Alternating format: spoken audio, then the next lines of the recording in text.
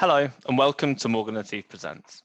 I'm Oliver Morgan, co-founder and director of Morgan Latif and your host.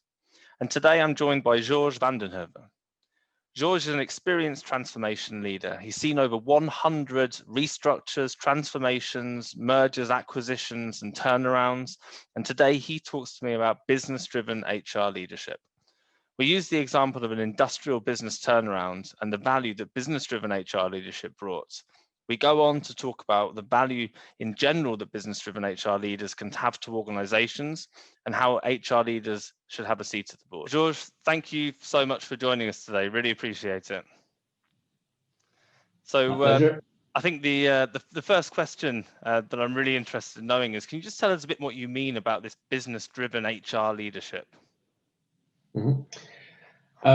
For me, business-driven HR leadership means to be in things with the business. If we would look at two extremes, you have PowerPoint HR and you have HR close to the business, in the business, understanding what the needs are, and developing tailor-made approaches to solve specific business issues. So if you're not operating as an HR individual, contributing to solving a certain issue, you don't have the impact and you're not a business-driven HR person. I can imagine the value that would bring, having that kind of HR leader in an organization. Could you give us an example from your experience and tell us a bit about your role in that situation? Yeah, well, not that long ago, I was part of a industrial goods manufacturer, and part of our business was really losing a lot of money. It had been losing money for many years, for decades even. But our new CEO was very clear: either we turn it around, or we close it, or we sell it. So we started digging into it with a small group of people. I was lucky enough to be one of them. And what we found out was basically that the culture was such that nobody really was interested in changing, because there was no burning platform, there was no need. People were okay. People also didn't realize what situation they really were in, because if you're losing money for decades, you think that's the system and you're okay. So research and development, it took us 5 years to change a product, not even to develop a new one, but to change some features on the project. 5 years was kind of, okay, this is good. But then when we came to the market, our competitors were already with much newer technology on the market, much earlier than us. Social dialogue, changes didn't happen because we talked with our social partners, unions, works council members, through lawyers. So any change was prevented, didn't happen, because it would immediately run into the wall. So we were really kind of managing the status quo. Now, if you look at all of those factors, there were a couple of more, but if you look at all of those factors, at the end of the day, it all had to do with people. You say, okay, where is the solution to this problem? Well, the solution to the problem was in the heads of the people, far and foremost. The market was there. The knowledge about the technology was there. The company still wanted to invest, provided we could put a turnaround plan, a transformation plan on the table. So the major differentiating factor was the people side of the equation. And your role then as an HR leader in this situation, how is your approach different to another approach a HR leader may have taken? Very simple, in fact. When we had these discussions with the leadership team, with the CEO, with some of the colleagues, the first thing I could contribute was make this clear that, hey, we can do 15 things maybe to turn this business around. We can restructure, we can cut, we can do all kinds of things, but that didn't prove to be very productive, because we were kind of cutting ourselves into disappearing from the market. So convincing the leadership team that maybe we should really tackle this factor of people was the first step. The second step was, okay, how do you start doing this then? If you believe that, yes, if we work the people side of the equation, if our people start to do things differently, we can make a difference and we can turn this business around. The second question, obviously, is how do you do this? And to do that, we staged a couple of approaches. First of all, we went to talk to the R&D people, me as a HR person, but also other people who traditionally weren't in R&D, asking them, hey, what do you think? Do you think it's okay it takes 5 years? Do we know what's happening with competition? Why is this? Tell us, explain to us, getting the people involved. At a certain moment, we started to do the same thing. Why are we constantly talking with our social partners through lawyers? Because we constantly are in a conflict mode. Why are we in conflict? What's the alternative? How can we do this differently? Who should do this? It's not just a HR person, it's the production manager, it's the operation manager, it's the safety leader. Okay, let's try to do this differently. So, first thing, okay, if we are convinced the people side of the equation is the differentiating factor between staying in this bad situation or getting ourselves out of it, secondly, to offer some approaches to start solving the issue. That's quite heavily involved from an HR perspective. How do you get yourself in that position where you can get into that role and have that level of impact? Mm-hmm. You have to be very, very interested in what is actually going on. So the first thing is, let's not think about what HR tools and processes I have. Let's think about what is the real issue here. What's the business issue that exists? If we're not developing product in, say, 2 years or 1 year, if it takes 5 years, what's the people issue that exists there, and how do you really start to tackle it? As an HR leader, are there particular skills or experience that would be valuable to have that level of impact in that situation? You have to be very open, obviously, to learn every day. You have to be very open to understand the language of the different actors you interact with, the finance people, the operations people, the commercial people. So instead of thinking about your toolkit, you should first of all understand what's the issue they are faced with every given day. So the ability to understand the frame of reference of the people you interact with is crucial. I can imagine it's not every day that you hear about HR leaders, like I said, having that level of involvement, having that level of impact. What were the main challenges that you faced in that situation? Mm-hmm. Well, if you all at once as a HR leader are very interested in the P&L, see where the buckets of cost are, then if you're not careful, you become a bit of a threat for the finance person. Because, and I had the experience initially where the finance person said, "Hey, why are you so interested? This is my job. What is happening here?"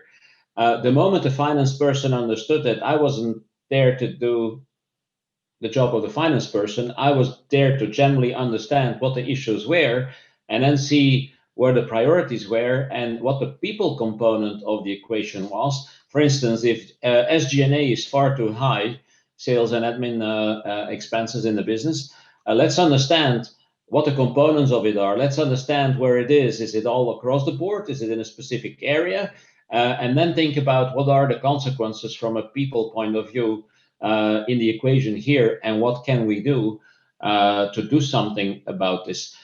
Production leader, for instance, if at a certain moment you mentioned that, yeah, well, maybe the social relations in the shop floor, we should do them differently because this isn't working. People have been doing it this way for 20 years. Obviously, they say there is no other way, there is no alternative.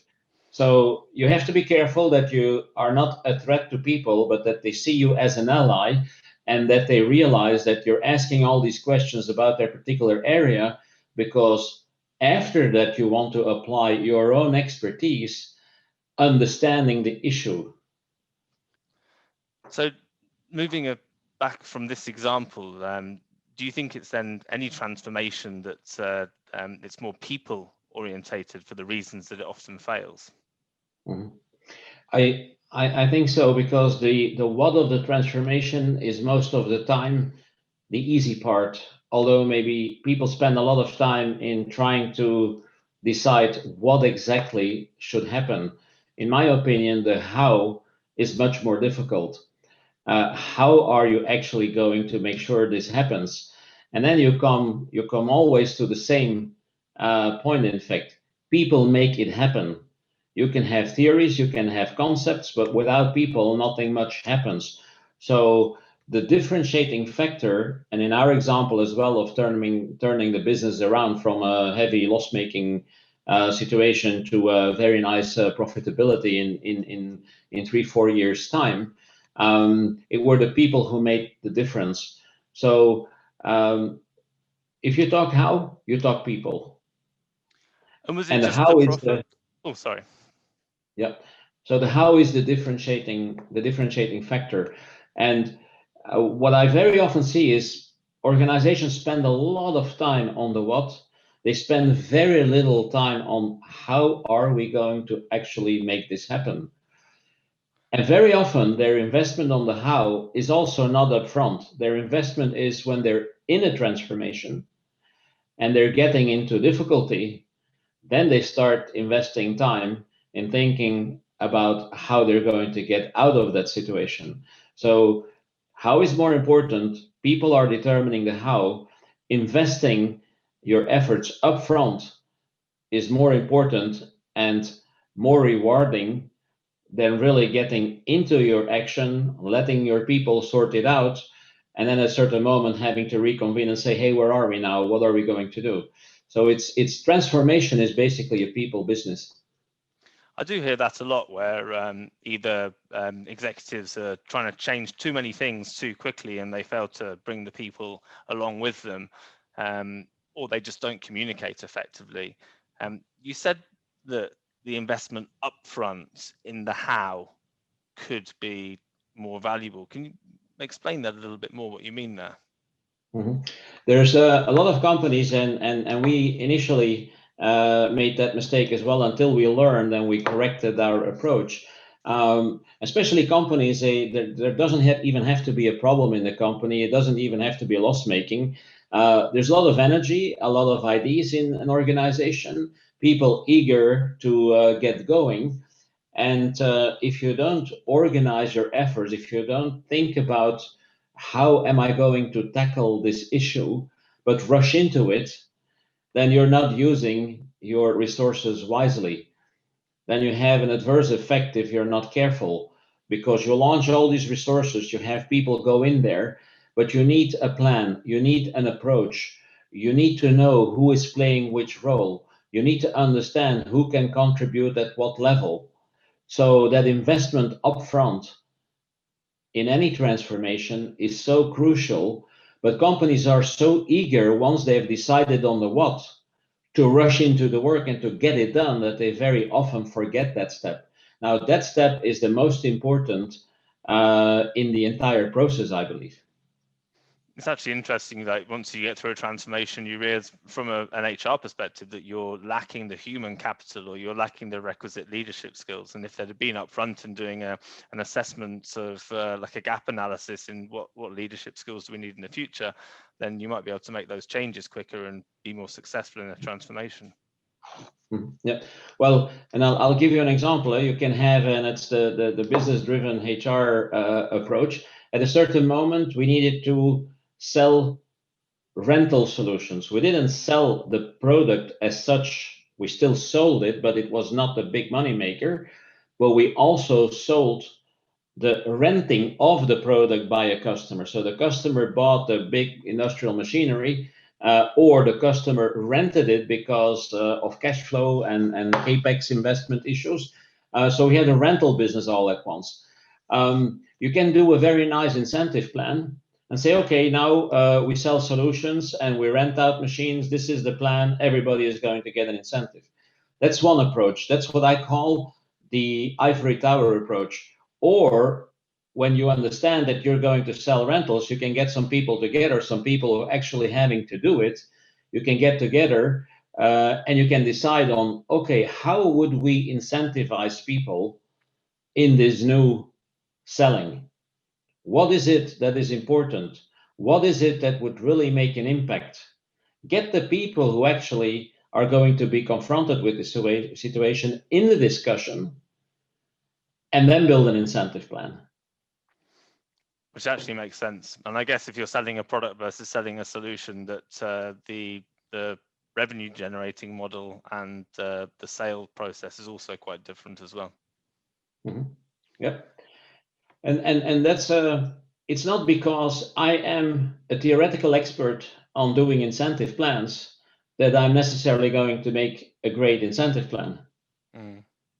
So what I mean by business-driven HR is, let's really dig into it. Let's look before we start at what the parameters are that we can influence, how that presents itself, get the right people involved. In my opinion, good incentive plans are done with people who are going to have the incentive plan, who are going to be in the activity, with the technical experts as well. But it's that approach that is going to make a difference. And that's what we saw as well. At a certain moment, we found out that, yeah, our incentive plan was not bad. But from the field, people said, hey, look, if we twist it a little bit like this, it probably supports the business even better. And it was not about having more payout and less result. It was having more result and more bonus payout. Get the people involved, use your expertise as a technical expert in the discussion. Don't just impose it on the people without actually understanding what the process is, what the difficulties are, where the anxieties of the team is that needs to sell this new way, and so forth. It seems like there's a lot of, like, for example, strong leadership skills in general would be quite similar to this HR approach that you're talking about, in terms of a facilitator and enabler, almost like a servant leadership approach. But it also requires, I would say, an understanding of the business to be effective. Is that a fair comment? Yes. Now the difference between because you're very right. A good leader should have a lot of these attributes. Now, what's the difference for the business-driven HR leader? You are confronted with many of those situations. A good leader is confronted with a specific situation in his area. You see those activities in manufacturing, in sales, in marketing, and that's where your expertise comes in. Okay, I know how issues are solved. How can I provide solutions that are very pragmatic, that are very practical, that solve real life issues, versus writing solutions and processes, doing them in ivory towers, having PowerPoints and PowerPoints to explain them. So you as a HR leader have a vision of everything that is going on, of the different type of problems and issues, the big ones that come up. How can you structurally provide solutions that others can use, learn from them, and become a better business leader themselves? And I can absolutely understand the value that would bring to an organization. From a skills perspective, what kind of things can HR leaders do in general to get themselves into these positions where they can add that amount of value into the business? My advice is that as early as possible, when you are having the ambition for a career in HR, get involved with the business. So understanding how a sales office works, understanding what a sales leader does, understanding what a salesperson has as day-to-day issues, being in a plant, sitting in front of a works council, being with R&D people who are very much focused on developing the next new thing. Try to understand. You can do two things. You can be a great theoretical person, but if you really want your seat at the table at the senior levels later on, also need to be a very, very good business person. Are there ways that, you mentioned some pockets of resistance before in your example, where, for example, the finance leader was not familiar with somebody in HR getting into the detail, into the numbers. Are there ways that you think as a business-driven HR leader that you can overcome those objections and handle that resistance? I'll give you an example. In fact, we started at a certain moment look at revenue per head, operating income per head, different business streams and so on. That is very much of a financial exercise. Now, if you just look at that, then your financial person would ask you, why are you doing this? I'm already doing this. Now, why did we do that?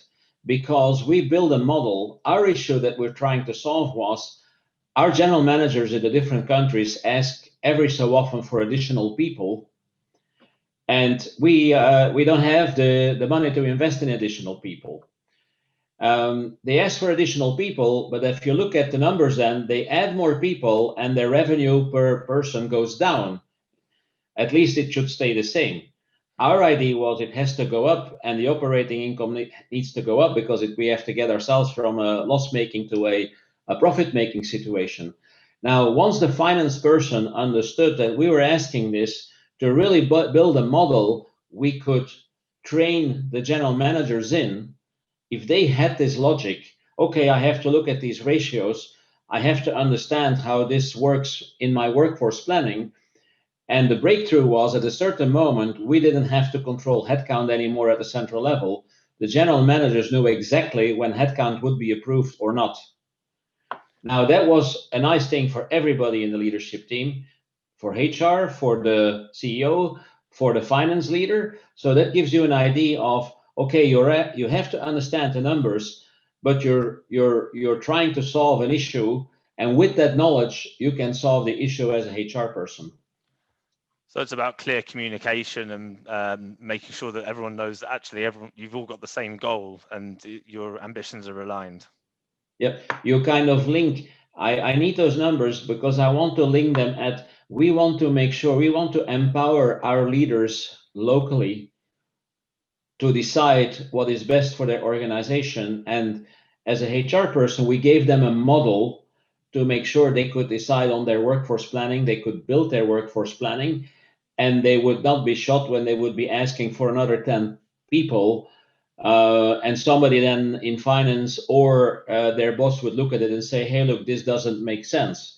So what we did as HR was give them an understanding of what is important so that they can find the answers themselves.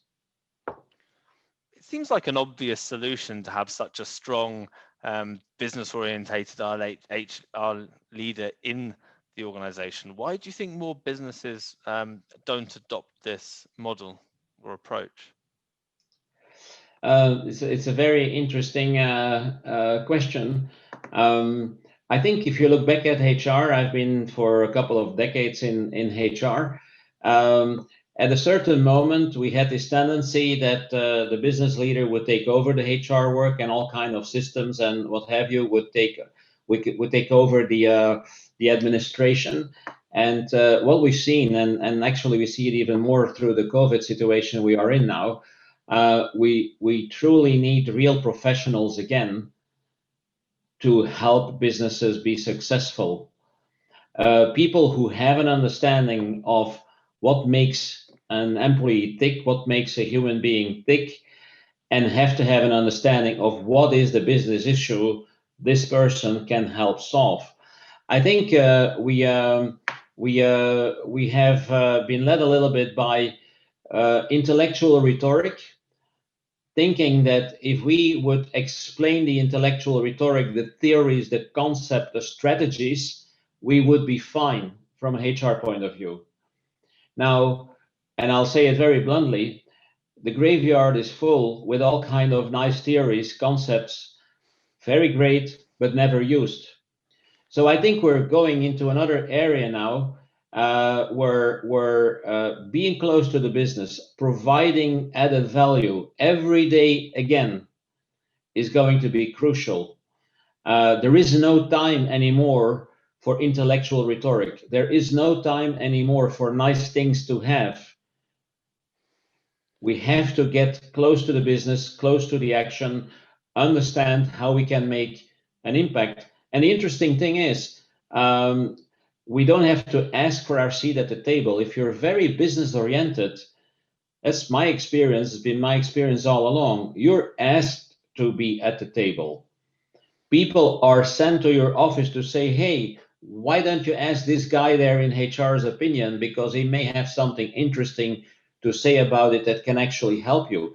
In my experience, business people want people, whether they are called HR or people experts or whatever, they want people in their team who help them solve issues, who help them grow their business. They don't want people in their business who are only coming with theories, sometimes even without the experience that the theory actually is proven. So that's why you're always thinking about what the business reason is, what the value is that you're bringing in all of your communication and work that you're doing. Yeah, actually, what I see basically is I see people, and I call it the PowerPoint people. I see people with great ideas. I see people with great actions. I know what a business leader prefers to sit at the table with him. Absolutely. Yeah, very much so. Georges, it's been such an interesting conversation. Thank you so much. We've covered some great aspects on the value that a human resource function can really bring. Can you just maybe give some key takeaways for our listeners and viewers before you go? Yep. Well, the first one is really the only reason why we in HR exist is because there is a business, because there is a need to solve an issue, and we, with our expertise on people, can contribute. We don't exist for ourselves. Without a business, without business problems to solve, without some challenges, there is no need for HR. We have to always be very mindful of that. The other thing is that HR people should constantly have the courage to step out of their comfort zone. If you are great in your theories, you can be an expert, but business changes every day. If you work with people every day, there is another issue. Every day there is another problem. Being able to understand the issue is extremely important, and for that you have to dig into the new business issue. You have to dig into the reality. You have to be able to constantly step out of your comfort zone, because you're getting involved in things that you've probably sometimes never ever heard of before with regard to business challenges. But that's also the fascinating bit for HR people. Absolutely. Yeah, and I think thank you so much. The transformation element for me as well was a real eye opener. The fact that the impact that a business-driven HR leader can have in a successful transformation is something I took away. So thank you so much for that really valuable discussion. Thank you. We have so many opportunities coming at us because, again, that the transformation is about people. And the more people expertise, focused people expertise an organization has, the bigger a competitive advantage it can build for itself. Absolutely. Thanks for that, Georges. Greatly appreciated. Take care. Thank you. Bye.